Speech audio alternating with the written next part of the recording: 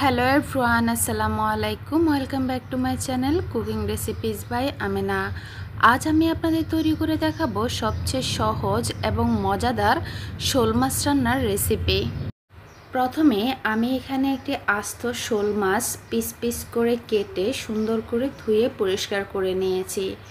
তারপর এখানে 1 চা চামচ পরিমাণ লবণ, হাফ চা চামচ পরিমাণ হলুদ গুঁড়া, হাফ চা চামচ পরিমাণ মরিচ গুঁড়া দিয়ে মাছটাকে খুব ভালোভাবে মাখিয়ে নিয়েছি। তারপর চুলাতে একটি কড়াই বসিয়ে এতে পরিমাণ মতো সয়াবিন তেল দিয়ে দিলাম। তেলটা গরম হয়ে আসার পর এক এক করে সবগুলো মাছের পিস দিয়ে দিব। যারা জানেন না তাদের জন্য বলে রাখা ভালো যে মাছ ভাজি করার ক্ষেত্রে প্রথমে তেলটাকে খুব ভালোভাবে গরম করবেন। তারপর মাছ অ্যাড করার পর মাছের যখন এক পাশ খুব ভালোভাবে লাল করে ভাজি হয়ে যাবে তারপর মাছটাকে উল্টাবেন, না হলে মাছ ভেঙে যাওয়া বা কড়াইতে নিচে লেগে যাওয়ার সম্ভাবনা থাকে। দেখতেই পাচ্ছেন মাছের পিসের এক পাশ খুব ভালোভাবে লাল করে ভাজা হয়ে গিয়েছে। এখন আমি সবগুলো মাছকে উল্টে দিয়ে এর অপর পাশটাও একদম ভালোভাবে ভেজে নেব।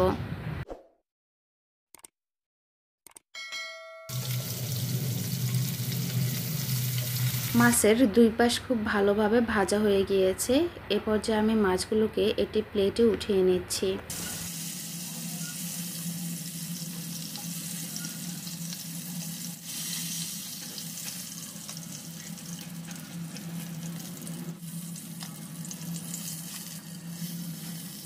সবগুলো মাছের পিস প্লেটে উঠিয়ে নেওয়ার পর কড়াইতে আরও একটু তেল অ্যাড করে দিলাম। এ পর্যায়ে একটি বড় সাইজের পেঁয়াজ কুচি দিয়ে পেঁয়াজ কুচিটা নেড়ে চেড়ে হালকা ভেজে নেব। পেঁয়াজ কুচি খুব বেশি ভাজবো না, 1 মিনিটের মতো ভেজে নেওয়ার পর 1 চা চামচ পরিমাণ রসুন বাটা অ্যাড করে দেব। রসুন বাটা কিছুটা ভেজে নেওয়ার পর এর থেকে যখন সুন্দর একটা স্মেল বের হবে ঠিক এই পর্যায়ে অ্যাড করে দেব 1 চা চামচ পরিমাণ লবণ, পৌনে 1 চামচ পরিমাণ হলুদ গুঁড়া, 1 চামচ পরিমাণ মরিচ গুঁড়া। এখন সবগুলো উপকরণ খুব ভালোভাবে নেড়েচেড়ে মিশিয়ে নেব। সবগুলো উপকরণ যখন খুব ভালোভাবে মেশানো হয়ে যাবে তখন আগে থেকে কেটে রাখা দুটি মাঝারি সাইজের টমেটো অ্যাড করে দিলাম।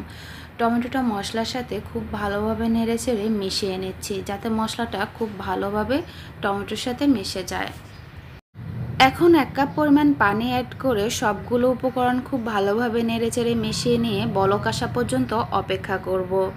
যখন বলক চলে আসবে তখন আগে থেকে ভেজে রাখা মাছগুলো অ্যাড করে দিব।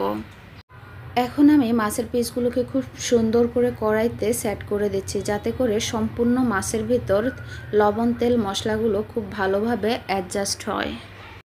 সবগুলো মাছ খুব ভালোভাবে সেট করে নেওয়ার পর এখানে আমি 1 চামচ পরিমাণ মাছের মশলা অ্যাড করে দিচ্ছি।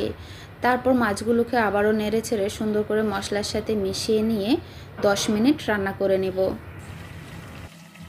মাছের ঝোল অথবা মাছ ভুনাতে সবসময় চেষ্টা করবেন মাছের মশলা অ্যাড করার জন্য, এতে করে মাছের স্বাদ এবং ঘ্রাণ দুইটাই অনেক বেশি ভালো হয়। চুলার আগুন লো মিডিয়াম আঁচে রেখে 10 মিনিট রান্না করে নেওয়ার পর 3 থেকে 4টি কাঁচামরিচ মাঝখানে কেটে অ্যাড করে দিলাম। কাঁচামরিচের হালকা ঝাল এবং এর ঘ্রাণের কারণে মাছ রান্নাটা কিন্তু আরও অনেক বেশি মজার হবে। সবার শেষে অ্যাড করে দিলাম ধনিয়া পাতা কুচি। আমরা সবাই জানি যে রান্নায় অনেক বেশি স্বাদ বাড়ানোর জন্য ধনিয়া পাতার কিন্তু আর বিকল্প নেই, তবে কেউ যদি এই উপাদানটা স্কিপ করতে চান তাহলে অবশ্যই স্কিপ করা যাবে। এখন আমি সবগুলো উপকরণ খুব ভালোভাবে নেড়েচেড়ে মিশিয়ে নিলাম।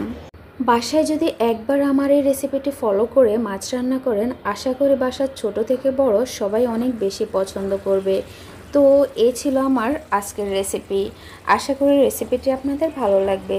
যদি রেসিপিটি ভালো লেগে থাকে তাহলে অবশ্যই আমার চ্যানেলটি সাবস্ক্রাইব করে লাইক এবং কমেন্ট করে জানাতে ভুলবেন না। ভালো থাকবেন সবাই। আল্লাহ হাফেজ।